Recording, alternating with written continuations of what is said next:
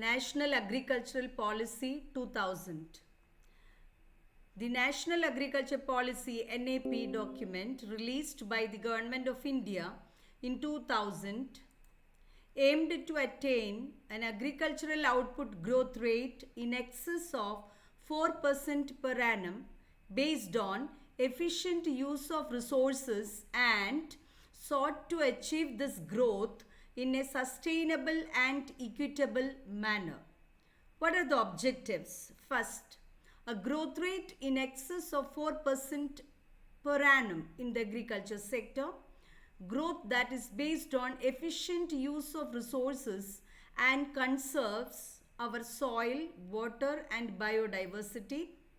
Third, growth with equality, that is growth which is widespread across regions and farmers. Growth that is demand driven and caters means satisfied to domestic markets and maximizes benefits from exports of agriculture products. Next, growth that is sustainable technologically, environmentally and economically. What are the features? Sustainable agriculture, food and nutritional security, generation and transfer of technology, inputs management, incentives for agriculture, investments in agriculture, institutional structure, risk management including other management reforms. First, sustainable agriculture. To achieve this, following measures are suggested. First, to control indiscriminate transfer of agricultural land for non-agricultural purposes. Second, to use unutilized wastelands for agriculture and afforestation. Third, to increase cropping intensity through multi-cropping and intercropping. Fourth, to pursue a long-term plan for sustainable rain-fed agriculture. Fifth, to make rational use of surface and groundwater. Second, food and nutritional security. To achieve this, the policy proposed the following measures. A. Special attention will be given to development of new crop varieties, particularly of food crops, with a higher nutritional value through adoption of biotechnology PAR. Second, a major thrust will be given to development of raided and irrigated horticulture, roots and tubers, plantation crops, aromatic and medicinal plants, beekeeping and sericulture for augmenting means increasing food supply, exports and generating employment in rural areas. Augmenting, promoting also we can say. Next, development of animal husbandry, poultry, dairying and aquaculture will receive a high priority in the efforts for diversifying agriculture, increasing animal protein availability in the food basket and for generating exportable surpluses. Next, improved technology will be used for the development of livestock and marine and inland fisheries. Third feature, generation and transfer of technology. Following measures are suggested to achieve this. First, the government will encourage application of biotechnology, energy saving technology, technology for environment protection and remote sensing technology. Upgradation of agricultural education, women empowerment, user orientation, vocationalization and promotion of excellence. Next, the research and extension linkages will be strengthened to improve quality and effectiveness of research and extension system. Fourth feature, inputs management. Adequate and timely supply of inputs such as seeds, fertilizers, plant protection chemicals, biopesticides, agricultural machinery and credit at reasonable rates to farmers. Soil testing and quality testing of fertilizers and seeds will be ensured and supply of spurious inputs will be checked. Third, balanced and optimum use of fertilizers will be promoted together with use of organic manures and biofertilizers to optimize the efficiency of nutrient use. Next, development, production and distribution of improved varieties of seeds. Next, a national seed grid will be established to ensure supply of seeds, especially to areas affected by natural calamities. Fifth feature, incentives for agriculture.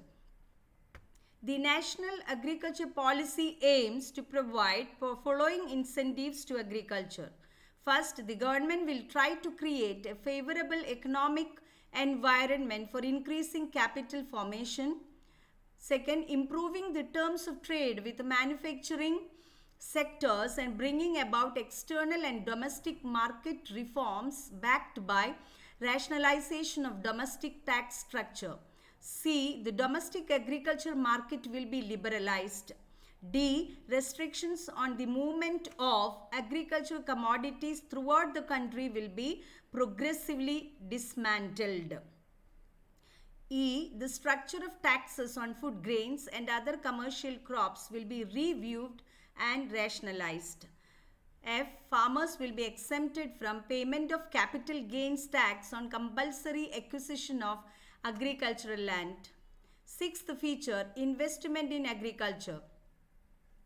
First, private sector investments in agriculture will also be encouraged, more particularly in areas like agricultural research, human resource development, post-harvest management and marketing.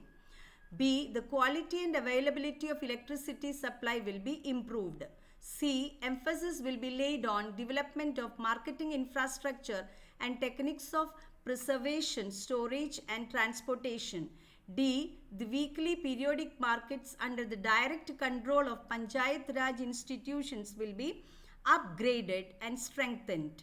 E. Storage facilities for different kinds of agriculture products, the establishment of cold storage in the terminal markets and improving the retail marketing arrangements in urban areas will be given priority.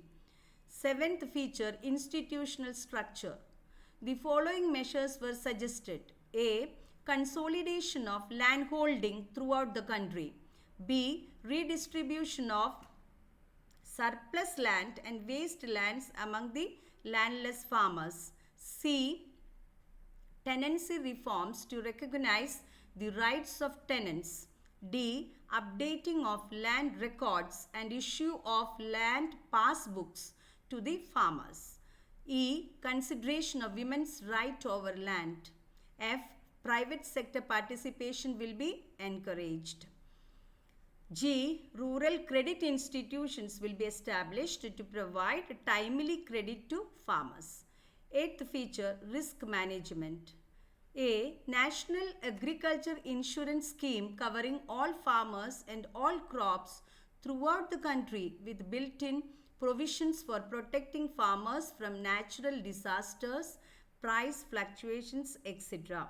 Second, efforts will be made to provide a package insurance policy for farmers right from sowing of crops to post-harvest operations, including market fluctuations in the prices of agricultural produce. C. The central government will continue to discharge its responsibility to ensure remunerative prices for agriculture produce through announcement of minimum support prices policy for major agricultural commodities. Ninth, management reforms. A. The central government will assist the effort of the states through crop area target group efforts made in interactive mode in partnership with the states. B. To increase exports, products would be graded and standardized. C. The database in agriculture would be prepared to make reliable estimates and forecast. D. Remote sensing would be made to collect, collate and disseminate data on agriculture prices for the use of farmers. Thank you, students.